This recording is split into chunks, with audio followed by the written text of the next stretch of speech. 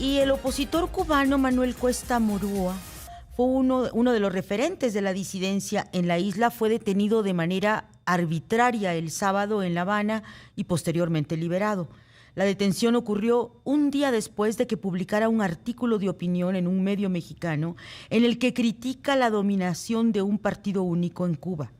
El Consejo para la Transición Democrática en Cuba acusó a su presidente. Cuesta Morúa fue agredido por agentes de la seguridad del Estado y policías que lo esposaron e ingresaron de manera violenta a una patrulla.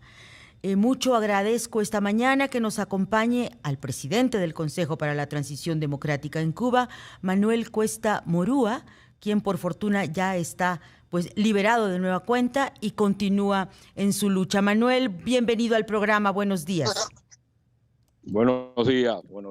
Muchas gracias por la invitación. ¿Qué planteaba usted en este artículo que levantó tanta ámpula y que ha generado esta detención arbitraria? Mire, el planteamiento es que la crisis que sufrimos en varios ámbitos, pero sobre todo que se tiende a resumir como crisis de seguridad nacional del país, no está provocado fundamentalmente por el conflicto con los Estados Unidos, sino por una hegemonía de más de 6 décadas de un partido único sobre toda la nación. Y eso ha debilitado profundamente todas las estructuras de convivencia social, la participación ciudadana, ha colapsado, como lo estamos sufriendo ahora, la economía del país, y al mismo tiempo ha debilitado la demografía cubana. La mayor migración de cubanos en toda la historia se ha producido justamente bajo la égida de un partido único. Lo que nosotros planteamos es que es necesario basar toda una estrategia, y en eso estamos trabajando, para reformular el artículo 5 de la Constitución cubana de 2019, abriéndola al pluralismo, al pluripartidismo, a las distintas fuerzas que ya se han ido conformando, sobre todo como tendencia dentro de la sociedad cubana. Manuel Cuesta Morúa, presidente del Consejo para la Transición Democrática en Cuba, llama la atención que las reformas aprobadas en las últimas horas en Cuba, en un poder legislativo que difícilmente hacía cambios tan profundos, tienen que ver con la apertura económica, con la apertura comercial, con inversiones, pero no tocan la parte de la democracia, de la representación popular.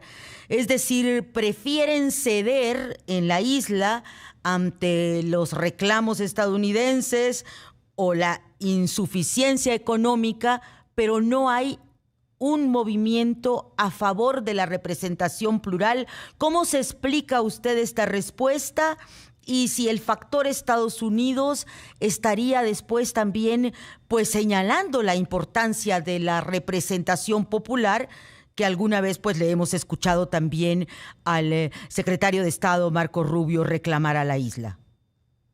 Sí, es una mala fortuna paradójica que el gobierno cubano tanto se da golpes de pecho defendiendo lo que es la soberanía del país, sobre todo la soberanía cubana, el Estado cubano, haya compartido de esta manera el ejercicio de la soberanía con los Estados Unidos. Los Estados Unidos presionando al gobierno, ejerciendo presión y el gobierno tomando la decisión, en vez de abrir la conversación a la soberanía nacional, que es la escucha precisa de las demandas acumuladas de la sociedad cubana desde todos los sectores, justamente para que se haga esta reforma. Es una de esas paradojas, esas ironías de la historia, de la que conocemos tantas, pero que se da en el caso cubano. Y definitivamente se han movido incluso más allá. Algunas de las medidas rozan, digamos, de una manera muy cercana con la política que viene aplicando Javier Milei, por ejemplo, en Argentina. Definitivamente.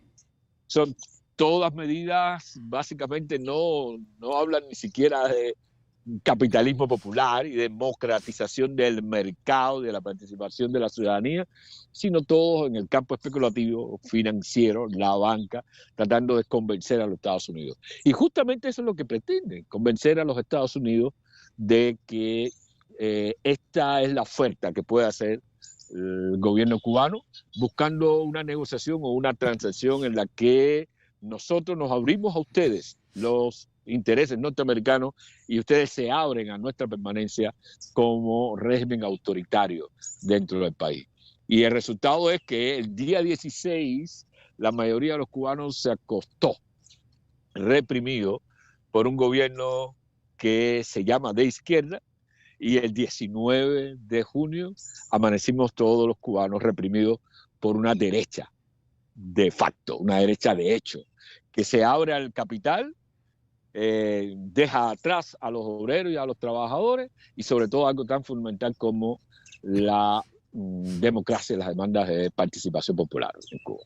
El mensaje es letal porque dice, podemos compartir la riqueza, podemos invitarlos a participar en el proceso de generación de bienes, pero no vamos a compartir el poder. Ese ni siquiera con los propios cubanos. Y en ese sentido, pues se da la represión en su persona, Manuel Cuesta Morúa. ¿Cómo se da esa situación y qué sucede ahora con su liberación en la agenda que ha levantado el Consejo para la Transición Democrática en Cuba?